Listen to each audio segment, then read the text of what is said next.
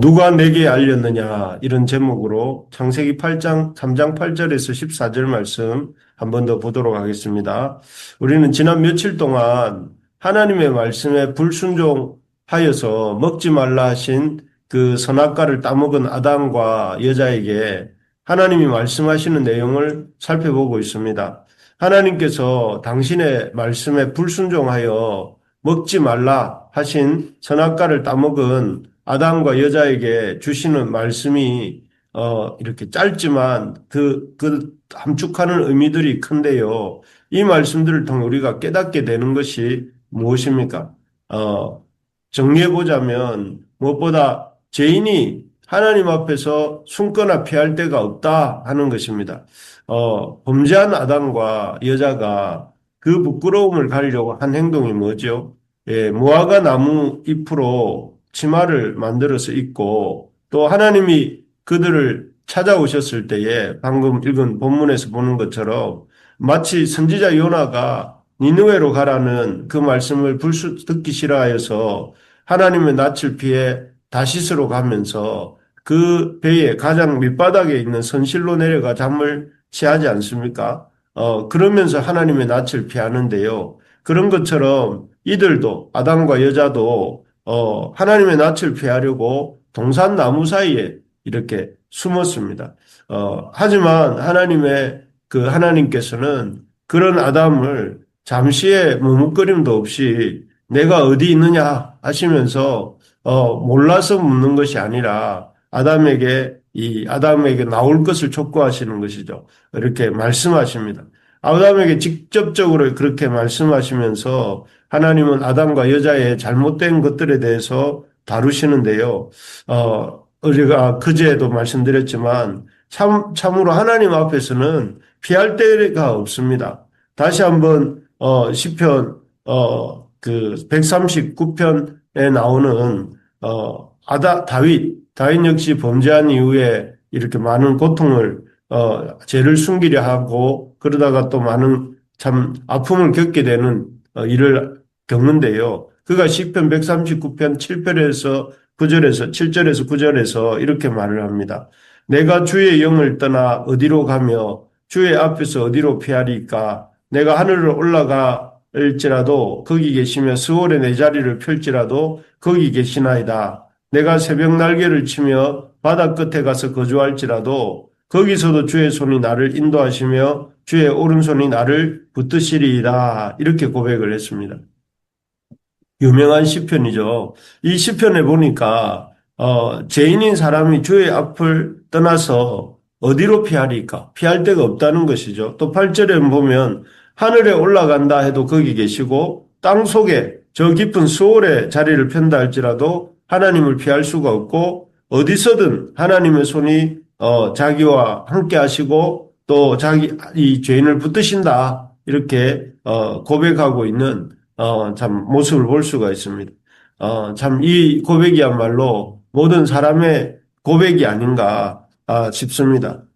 모든 죄인들이 하는 고백이 무엇입니까? 하나님을 피할 데가 없다는 것입니다. 하나님은 그 숨어있는 아담도 또 숨어서 잠자고 있던 이 요나도 또 죄짓고 왕의 권력을 가지고 그 은폐하려고 하던 다윗에게도 하나님은 이렇게 찾아내시고 하나님은 그들을 이렇게 책임을 물으십니다. 그래서 우리가 참 지혜 있는 사람이라면 이 아담처럼 또 요나처럼 다윗처럼 하는 것이 아니라 오히려 이 집을 나간 둘째 아들이 참 줄여 죽게 되었을 때에 아버지여 내가 줄여 죽게 되었다고 고백하면서 돌아온 것처럼 참 아버지 품으로 돌아오는 우리가 되어야 되겠습니다. 그래서 예수님께서도 제자들에게 수고하고 무거운 짐진 자들아 다 내게로 오라 이렇게 초대하십니다.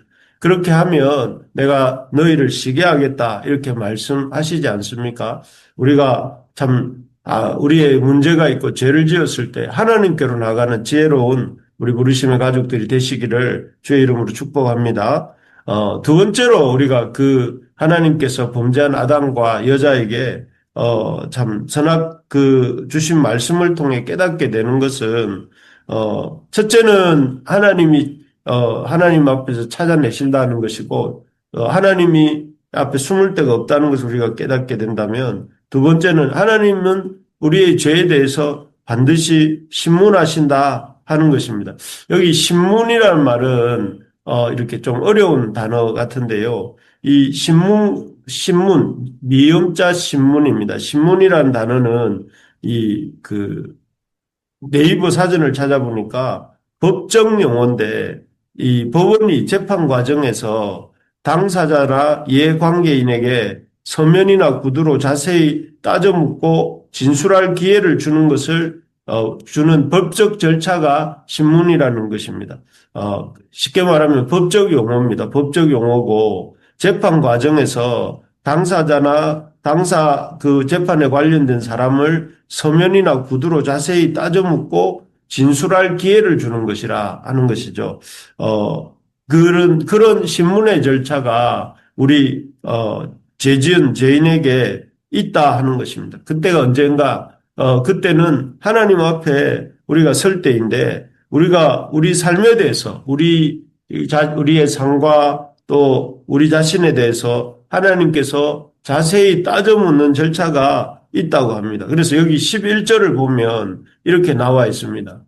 이르시되 누가 너의 벗었음을 내게 알렸느냐? 내가 내게 먹지 말라 명한 그 나무 열매를 내가 먹었느냐? 이렇게 물으십니다. 여기에 보면 하나님께서는 아담에게 이 법정에서 판사가 사건과 관련된 자들에게 자세히 따져 묻는 것처럼 이렇게 물으십니다. 누가 너의 벗었음을 내게 알렸느냐? 내가 내게 먹지 말라 명한 그 나무 열매를 내가 먹었느냐? 하고 이렇게 물으십니다. 물으시고 거기에 대해서 이렇게 돌아보고 돌이키도록 하시는 것이죠. 우리가 흔히 하는 착각 중에 이런 착각이 있습니다. 어떤 착각인가 하면 자기 죄는 다른 사람의 죄보다 크지 않다 이렇게 생각하는 것입니다. 그래서 다른 사람의 죄에 대해서는 왕왕 큰 소리를 냅니다. 그렇지만 정작 자기 자신의 죄에 대해서는 자기는 벌을 받지 않을 거라고 생각하고 자기 자신에 대해서는 자기가 죄가 작다고 생각하면서 아주 관대합니다. 그래서 자기한테는 관대하고 다른 사람의 죄에 대해서는 엄청 엄격한 경향이 있는데요.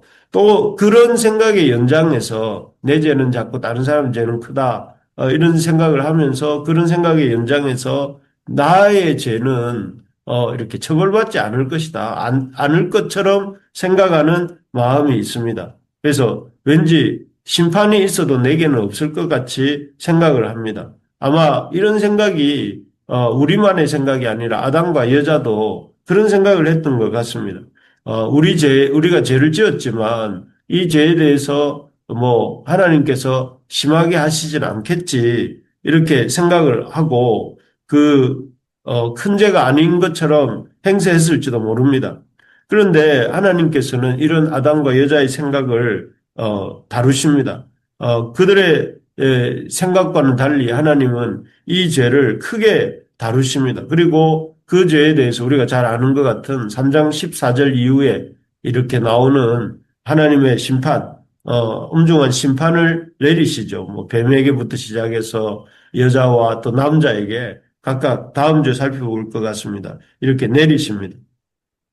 그것을 보면서 참 우리가 꼭 기억해야 될 것이 무엇인가 하면 우리의 죄가 드러나고 그것에 대해서 하나님이 신문하시는 이 때가 온다 하는 것입니다. 우리의 삶에 대해서 하나님께서 이렇게 이 책임을 이렇게 물으시고 구체적으로 그것에 대해서 살피시는 이런 때가 온다 하는 것이죠. 그래서 지난번에 우리 요한계시록 20장 12절에서 13절을 읽었는데 제가 한번 읽어드리겠습니다. 또 내가 보니 죽은 자들이 큰 자나 작은 자나 그 보좌 앞에 서 있는데 책들이 펴 있고 또 다른 책이 펴졌으니 곧 생명책이라. 죽은 자들이 자기 행위를 따라 책들에 기록된 대로 심판을 받으니 바다가 그 가운데에서 죽은 자들을 내주고 또 사망과 음부도 그 가운데서 죽은 자들을 내주매 각 사람이 자기 행위대로 심판을 받고 이렇게 되어 있습니다.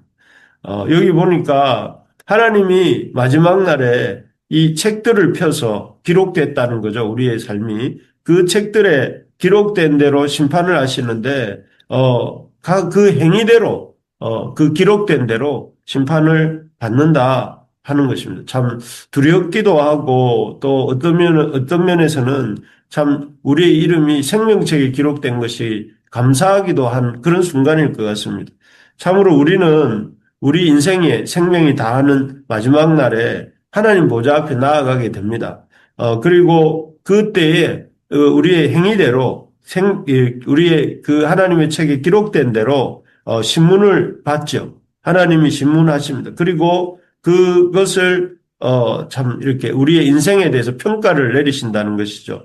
그래서 우리가 이 사실을 기억하면서 주님 앞에서 하나님의 신문을 받게 될 것을 염두에 두고 주님의 평가를 받게 될 것을 염두에 두고 살아야 되겠습니다. 그래서 매일매일 세상의 기준대로 산 사람에게는 세상의 기준대로 심판이 내려질 것이고 하나님의 그 엄미하신 하나님 앞에 설 것을 이렇게 생각하면서 그 하나님 앞에 성결하고 거룩하게 또 주님을 의지하면서 예수님의 구속과 십자가와 부활의 은혜를 의지하고 산 사람에게는 그와 같은 평가가 내려질 것입니다. 그래서 우리 인생이 뭐 내게 주어진 시간이라고, 내게 주어져 있는 물질이라고, 내게 주어져 있는 건강이라고, 내 마음대로, 내 하고 싶은 대로 살면 그렇게 평가가 될 것이고, 하나님 앞에 살면 하나님께서 평가하실 것을 우리가 기억하면서 그 하나님을 바라보면서 두렵고 떨리는 마음으로 달려나가는 우리 모두가 되시기를 바랍니다. 마지막으로 하나님께서 이 당신의 말씀에 불순종하여 먹지 말라 하신 선악과를 따먹은 아담과 여자에게 주신 말씀을 통해 우리가 깨닫게 되는 게 뭔가 하면 첫째는 하나님은 피할 데가 없다. 하나님 앞에서는 우리가 피할 데가 없다는 것. 둘째는 하나님의 신문이 있다는 것. 세 번째는 마지막입니다. 하나님의 이 영원한 심판이 있다 하는 것입니다. 오늘 본문 14절에도 보면 그게 나오는데요. 제일 첫 번째로 그 에덴 동산 범죄 현장에 있었던 존재들 중에 제일 첫 번째로 뱀에게 하나님이 심판을 내리시는 내용인데 이렇게 되어 있습니다. 여호와 하나님이 뱀에게 이르시되 내가 이렇게 하였으니 내가 모든 가축과 들의 모든 짐승보다 더욱 저주를 받아 배로 다니고 살아있는 동안 흙을 먹을지니라 이렇게 되어 있습니다. 이제 내일하고 다음 주에는 이 아담과 여자와 아담에게 내려지는 저주에 대해서 우리가 보게 될 것, 심판에 대해서 보게 되겠지만 오늘은 그 첫 번째로 뱀에게 하신 말씀만 잠깐 살펴보겠습니다. 이 뱀에게 내려진 심판의 내용은, 그렇게 3장 1절이 시작될 때 하나님이 지으신 들짐승들 중에 뱀이 가장 강교하더라 이래 있는데 강교하더라는 말이 사실 나쁜 말이기만 한 것이 아니고 그 말 속에는 이 아주 지혜롭다는 말이 달려 있었습니다. 하나님이 지으신 들짐승 중에 가장 지혜로웠다. 그래서 여러분 마태복음에 보면 예수님이 제자들을 전도하러 내보내실 때에 이렇게 말씀을 너희가 뱀처럼 지혜롭고 비둘기처럼 순결하라 이런 말씀을 하세요. 그때 보면 뱀처럼 지혜롭고 이렇게 말을 하는데 뱀은 강교하고 그 지혜가 잘못 사용되면 강교한 것이죠. 강교하게 이제 사용되었지만 그 지혜가 원래 이 뱀은 지혜로운 동물이었던 것 같아요. 존재였던 것 같아요.